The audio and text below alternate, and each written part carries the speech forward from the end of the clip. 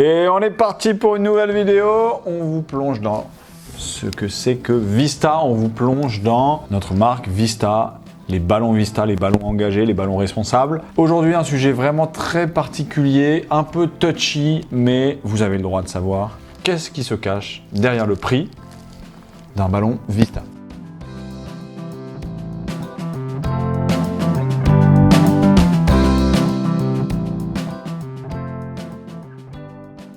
Alors, qu'est-ce qui se cache derrière le prix d'un ballon Vista? C'est un sujet touchy, c'est un sujet dont personne ne parle. D'ailleurs, je crois aujourd'hui qu'aucune marque n'est transparente sur ses prix. En même temps, on ne demande pas forcément aux marques d'être transparentes sur leurs prix.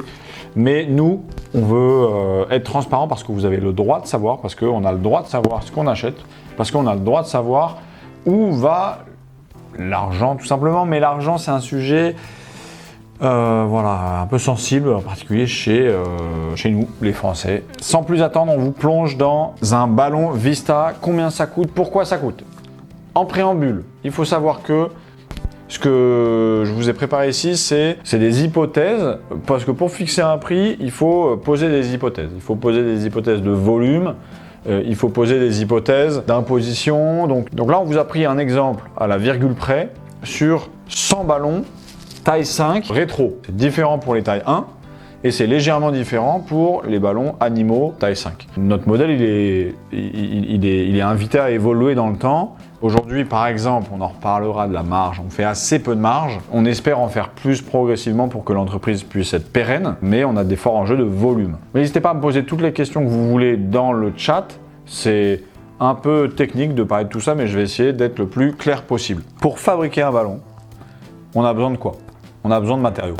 Déjà, on a besoin de matériaux, on a besoin des panneaux qui sont comme ça, on a besoin de la vessie, on a besoin des fils, on a besoin des aiguilles, principalement. Donc, tout ça, on vous l'a mis ici, on vous le remet.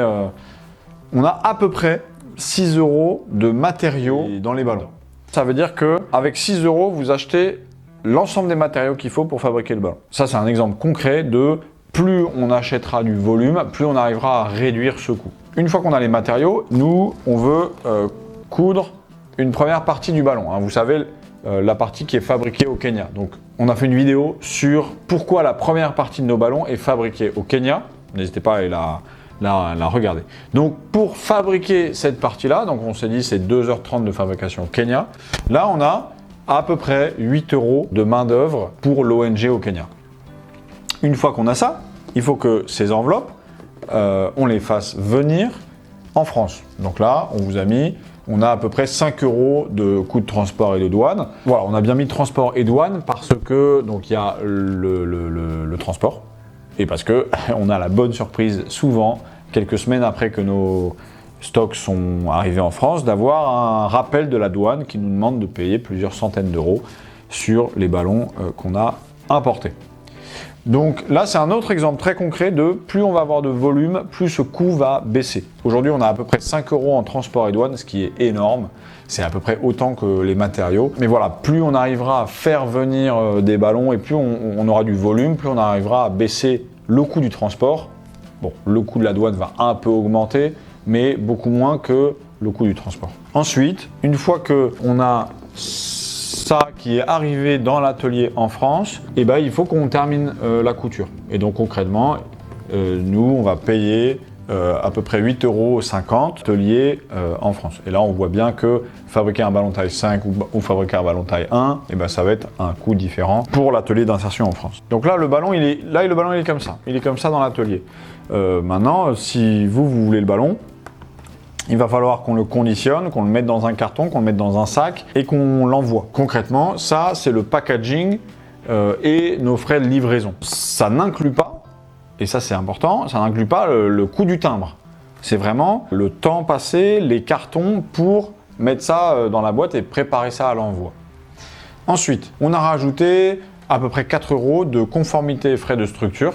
Concrètement, ça c'est un peu un fourre-tout dans lequel on va mettre le loyer, dans lequel on va mettre les frais de structure généraux. C'est-à-dire que, par exemple, aujourd'hui, il y a une partie de la direction qui est en frais de structure, qui va structurer l'entreprise, qui va optimiser l'atelier, qui va racheter des nouvelles chaises, des nouvelles tables, Donc voilà, ça c'est nos frais conformité et frais de structure. Pour nos frais de conformité, il y a par exemple les tests qu'on peut faire sur les ballons pour voir si on respecte les normes européennes des jouets pour enfants.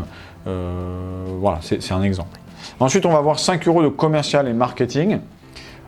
Encore une fois, c'est quelque chose qui est variable. Hein. On peut aussi, nous, se dire qu'on choisit de mettre plutôt 2 €, plutôt 4 €, plutôt 10 €.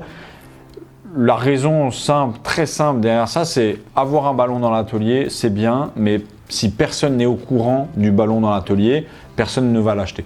Donc en fait, à partir du moment où on a fait un ballon dans l'atelier, il faut que des personnes aient conscience que le ballon existe et qu'elles aient envie de l'acheter. Et donc tout ça, ça rentre dans nos frais marketing. Par exemple, tourner ces vidéos, ça nous coûte de l'argent et nous, on espère que quand des personnes vont voir les vidéos, quand des personnes vont voir notre site internet, ça va leur donner envie d'acheter les ballons. Pour y avoir les meilleurs ballons du monde, si vous n'êtes pas au courant qu'on existe, on ne va pas vendre de ballons. Ensuite, la partie de la marge. Donc aujourd'hui, 3 € de marge, c'est la partie qu'on espère augmenter. Concrètement, la marge, c'est nos futures capacités d'investissement, c'est nos futures capacités de recrutement, c'est le futur de l'entreprise, quoi. Donc aujourd'hui, à peu près 3,15 € de marge par ballon et auquel on rajoute la TVA, donc c'est 20%. Pour vous dire, on arrive à hors TVA, un ballon à peu près à 41,67 €. Donc c'est pas de l'à peu près, c'est très, très, très spécifique. Parce que le ballon de taille 5 comme ça, il coûte 50 €. Et vous voyez, j'espère que suite à ce schéma, vous voyez qu'on peut difficilement, en tout cas aujourd'hui, descendre en dessous de ce prix-là. On a la réalité de l'ensemble de ce que je vous ai présenté. Les matériaux, les transports, la fabrication au Kenya, la fabrication en France, les coûts de conformité, les coûts de marketing. C'en est tout pour cette vidéo aujourd'hui. C'était un peu technique, c'était un peu différent des vidéos qu'on a l'habitude de faire. On vous plonge vraiment dans la réalité de ce qu'on vit au quotidien. Si cette vidéo vous a plu, n'hésitez pas à la partager, à la commenter ou à la liker. À très bientôt, merci.